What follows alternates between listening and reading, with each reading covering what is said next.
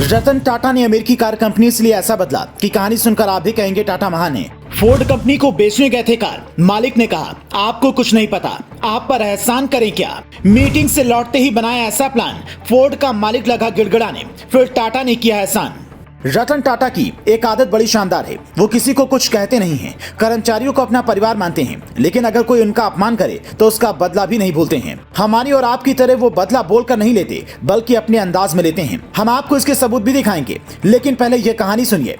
इस कहानी की शुरुआत होती है साल 1998 से। रतन टाटा मार्केट में इंडिगो कार लेकर आए थे। ये तस्वीर उसी लॉन्चिंग की है जिसमें Ratan Tata 5 seater Indigo car की गेट पकड़े दिख रहे हैं। ये वो दौर था जब रईसों के पास ही सिर्फ कार होती थी। रतन टाटा को लगा कि साल 1994 में लॉन्च हुए एसयूवी टाटा सुमो की तरह ही इंडिगो भी खूब बिकेगी, लेकिन ऐसा नहीं हुआ और कंपनी घाटे में जाने लगी। तब उन्होंने सोचा कि क्यों ना अमेरिकी कंपनी फोर्ड के साथ करार करके इसे बेच दिया जाए।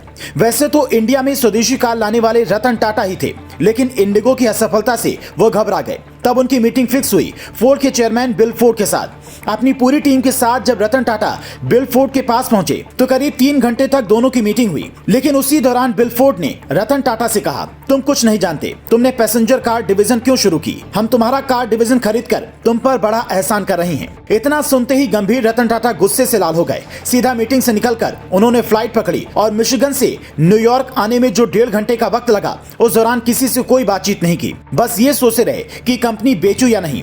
मुंबई लौटते ही सीधा टीम से कहा कार बिजनेस नहीं बेचेंगे और मेहनत करो, इसे आगे बढ़ाओ। ये फैसला सुन सब हैरान थे, लेकिन समय का पहिया घूमा। साल 2008 तक टाटा की कार मार्केट में छा चुकी थी, लेकिन उधर फोर्ड का बिजनेस वैश्विक मंदी की वजह से गिरने लगा था। फोर्ड के मालिक रतन टाटा के पास मुंबई आए, दोनों की मीटिंग हुई। तब रतन टाटा ने कहा जैगवार और लैंड रोवर सीरीज की कारों का बिजनेस खरीदने के लिए तैयार हूं। $2.3 बिलियन में करार हुआ।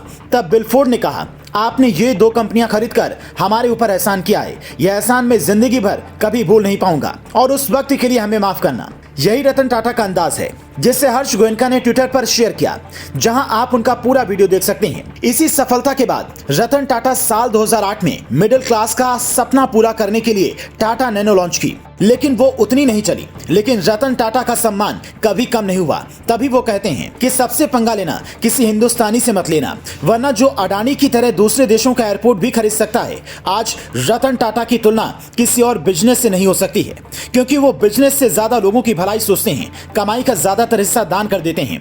साइरस मिस्त्री की मौत के बाद रतन टाटा ने उनके चचेरे भाई मेहली मिस्त्री को ट्रस्ट में शामिल किया। ये वही मेहली मिस्त्री हैं जिन्होंने नैनो लॉन्च करने में रतन टाटा का साथ दिया, लेकिन साइरस मिस्त्री के खिलाफ थे। उसके बावजूद टाटा ने कार लॉन्च की। आज टाटा की कंपनी नई बुलंदियों को छू रही है। भले ही पैसे कमाने में अंबानी अडानी से टाटा ग्रुप पीछे है, लेकिन लोगों के दिल में जो इज्जत है वो दुनिया के बड़े बड़े बिजनेसमैन नहीं कमा सकते हैं। 25 साल के शांतनु नायडू अब रतन टाटा के साथी हैं, जिनका किस्सा भी बेहद दिलचस्प है। अगर वो आप सुनना चाहते हैं तो हमें कमेंट करके बताएं, ताकि अगले वीडियो में हम आपको ये बता सकें कि 84 साल के रतन टाटा 25 साल के एक लड़के के आइडिया पर कैसे फिदा हो गए। Bureau report, news flash.